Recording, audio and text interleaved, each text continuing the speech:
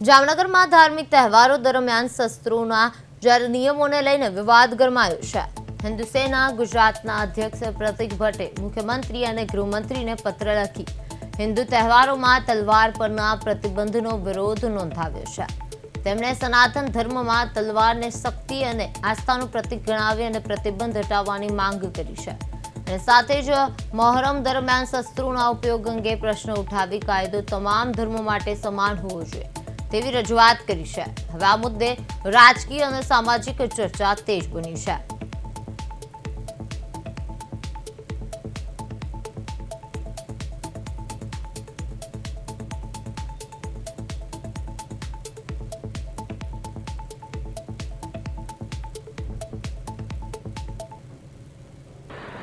હિન્દુઓના તહેવારોમાં હંમેશા ભોગવવાનું આવ્યું છે।